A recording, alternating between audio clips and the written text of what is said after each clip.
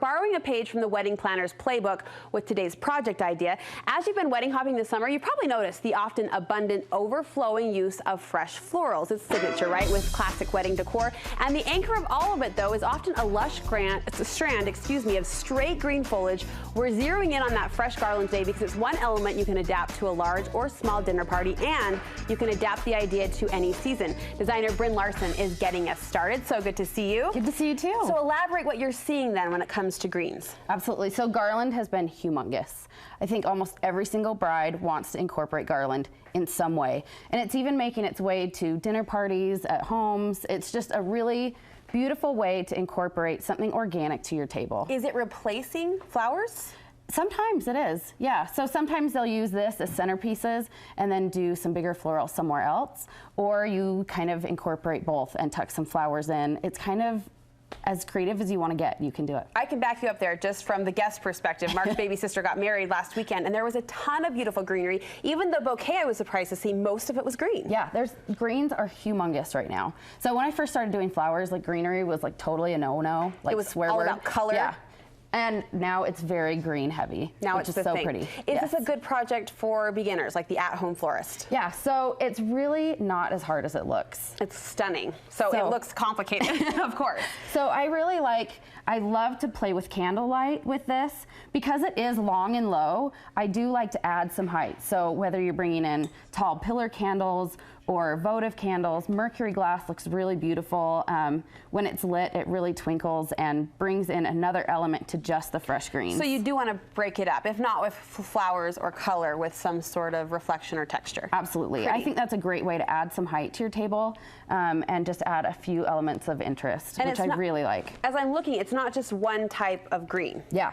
So I like to incorporate a few, especially if you're on a budget. These green garlands can get pricey. And I think that's one thing that people are the most surprised about is they think, I'm going to do this more cost-effective thing, and that's what I would think. It kind of adds up. So the type of greenery can change your budget, which is nice. You can add some big filler leaves that are going to take up a lot of space and not as much cost. So what are the expensive greens that we should just be aware of going into it? Yeah, so more expensive if you're adding eucalyptus or bay leaf or olive branch. Olive branch is probably going to be the most pricey. The pretty ones. Yes, absolutely. Yeah. But you can mix it together. So you could do like a salal or lemon leaf, which is much more inexpensive, and then mix in some of those textures to get kind of that really beautiful look as well. What's pulling out the blue-green in this? Isn't that pretty? So yeah, that's the eucalyptus. Okay. So that does have a more like blue silvery green. That's the expensive one? Yeah, exactly. Why? Shoes, clothes, my eyes always have the expensive taste, on the expensive one, of course. But it is really beautiful and so popular right now,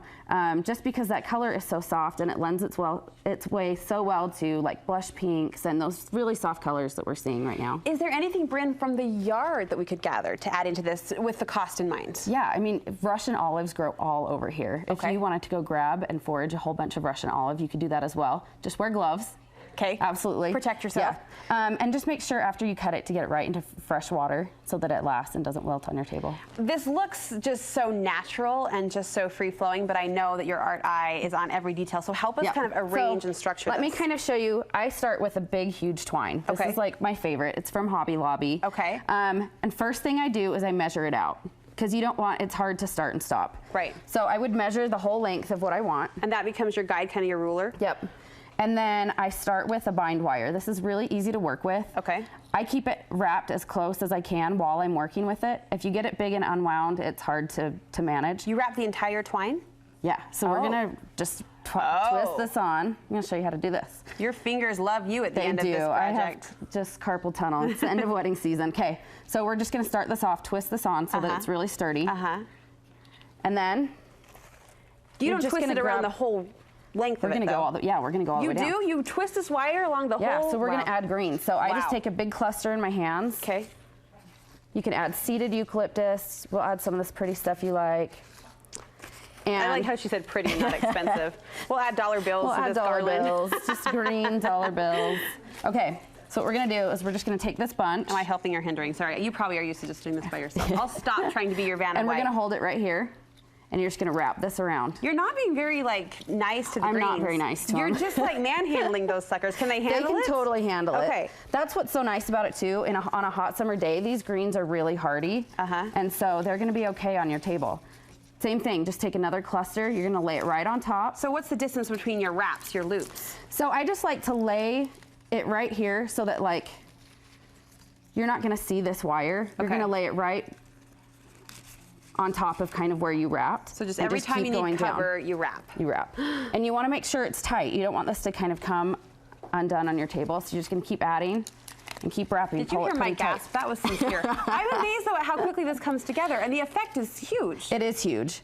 So you can make it as full as you want. If you want a really big, thick garland, you just keep adding more green. You just tuck those dollar bills right in there. If you want it longer and skinnier, add less to your bundles. Can you get away with less where it's one monochromatic color? Absolutely. You just keep adding. So you're gonna want to think about the width of your table. If you have a really narrow table, do a narrower garland. If it's big and thick, go big and thick. Okay. So that's how you get this going. And then you just go all the way down and tie your wire at the end. This might be a dumb question. Yeah. At any point do you switch directions with your leaves? Like all the leaves are going this way? That's a really good question because I keep all going one direction. Smart. See, you know. No. And if you get some weird ones, you just cut them out. Okay, little haircut? Yep. So all the leaves just continue the same? Absolutely. Continue in the same direction, the same width all the way down. Okay. To get that.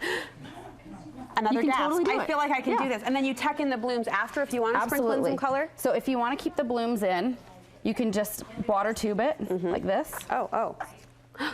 And hide it in the garland. Where do we get water tubes?